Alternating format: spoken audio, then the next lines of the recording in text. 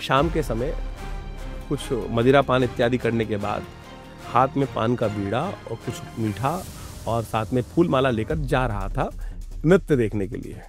शास्त्र उपनिषद में वर्णित कथा है। रास्ते में नशे के कारण से चोट लगी और वहीं गिर गया।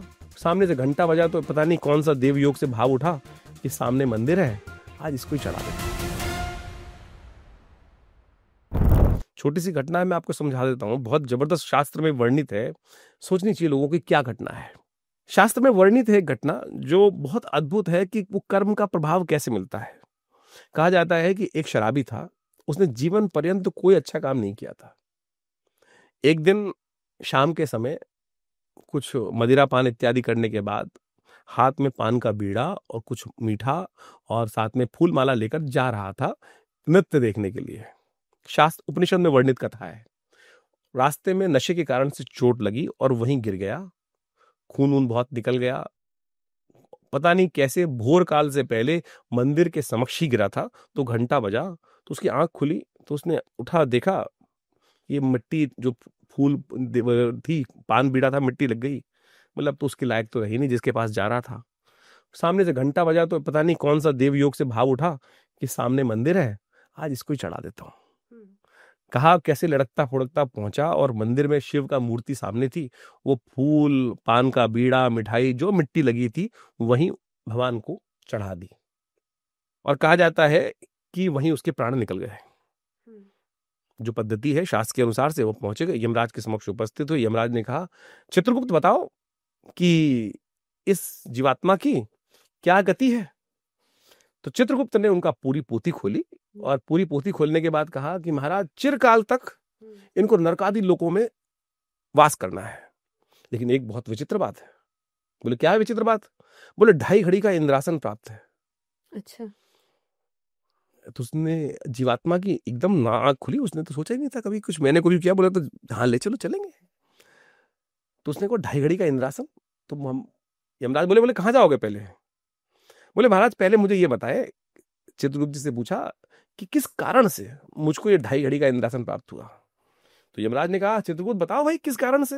मैंने कहा चित्रगुप्त तो लेखा जोखा रखते हैं ना सब चीज का। तो उन्होंने कहा जी मरने से पहले इन्होंने भगवान का एक नाम, पूरी संसार से वृत्ति हटाकर केवल उस नाम का स्मरण करते हुए, भगवान का श्री विग्रह का ध्यान करते हुए ये कर्म किया था। और इस कर्म को करते ही ये संपूर्ण रूप से समर्पित होकर ये कर्म किया। यानी मनसा वाचा कर्मणा, चेष्टाओं संसार से हटाकर केवल समर्पित भाव से, परमात्मा के समर्पण भाव से ये काम किया। इसके कारण से इनको 2.5 घड़ी का इंद्रासन प्राप्त हुआ। तो यमराज ने पूछा, बताओ बताओ कहां जाओगे? बोले महाराज पहले इंद्रासन भोगूंगा। बोले जाओ। इंद्र के पास समक्ष उपस्थित किया गया। दूत गया लेकर, इंद्र को कहा महाराज आप छुट्टी करके आइए थोड़ी देर, 2.5 घड़ी का इंद्रासन यमराज की तरफ से इनको, धर्मराज की तरफ। यमराज को माने धर्मराज कहा जाता है। धर्म सबसे श्रेष्ठ है। धर्म का जो निर्णय है उसको, उससे आगे कोई नहीं है। तो इंद्र हटे और नए वाले इंद्र को इनको बिठाया गया। पूरा स्वस्ति वाचन इत्यादि संपूर्ण रूप से जिस प्रकार से पद्धति होती है, राज्याभिषेक हो रहा है, जैसे प्राइम मिनिस्टर ओथ लेते हैं, वैसे ही राजा ने ओथ ली तो उस प्रकार से उनको बिठाया गया वहां पे। ये शास्त्र की कथा है, मेरी बनाई हुई कथा नहीं। उपनिषद में जाके पढ़ने आपको मिल जाएगा। मेरे और आपको आंख खोलने के लिए ये बात है। हम पता नहीं कहां कहां फंसे रहते हैं कि भाई कहां कराए गलत।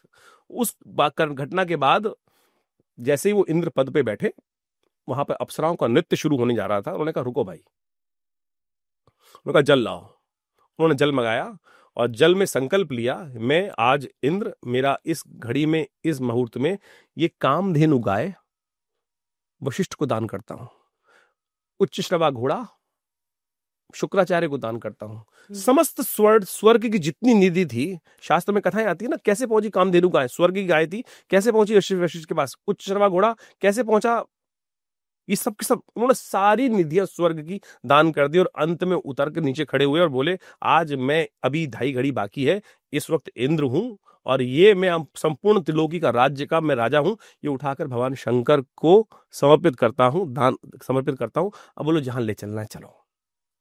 अब किसकी सामर्थ्य थी जी।